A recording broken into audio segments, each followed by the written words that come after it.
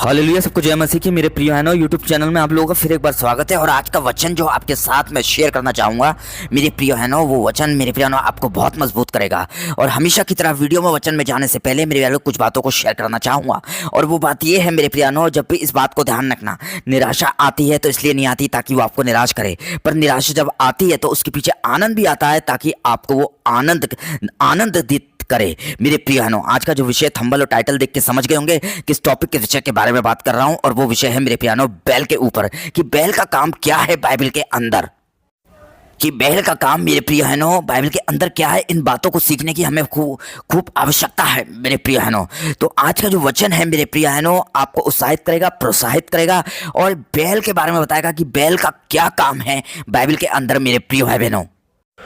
तो आज का वचन जो आपके स्क्रीन पे आ रहा है मेरे प्रिय बहनों, वो इस प्रकार है। अगर आप पढ़ते हैं नीति वचन उसके 14 के 4 में, तो लिखा है जहां बैल नहीं होता वहां गौशाला निर्बल तो रहती हैं, परंतु बैल के बल से अनाज की बढ़ती होती है।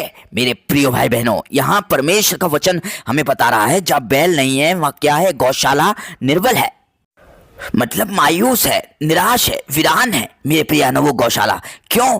क्योंकि मेरे प्रियानो वहां बैल नहीं है, इस मारे वो निराश है, इस मारे वो क्या है, वीरान है मेरे प्रियानो, इसलिए वो गौशाला निर्बल है मेरे प्रिय भाई बहनों। क्योंकि एक बैल का स्थान और गाय का स्थान हमेशा गौशाला होता है मेरे प्रियानो, इस बात को ध्यान रखना।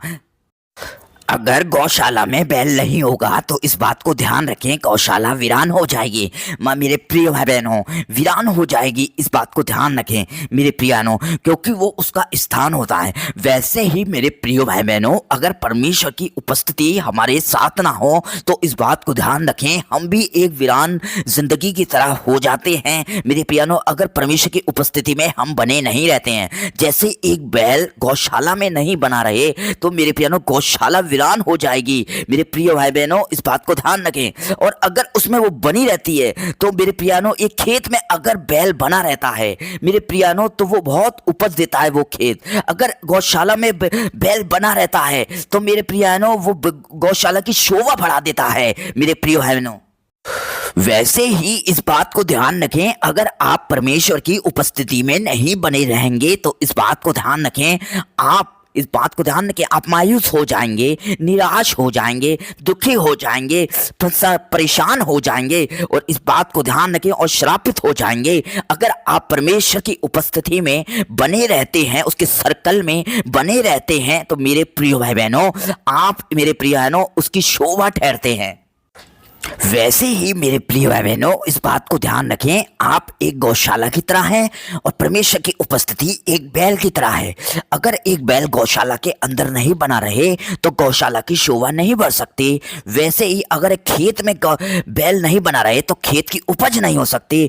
अगर वैसे ही आप परमेश्वर में बने ना रहें तो मेरे प्रिय बहनों, आप इस बात को ध्यान रखें, ना तो बढ़ सकते हैं मेरे प्रिय बहनों, ना उपज दे सकते हैं, ना आपकी शोभा बढ़ सकती है मेरे प्रिय बहनों।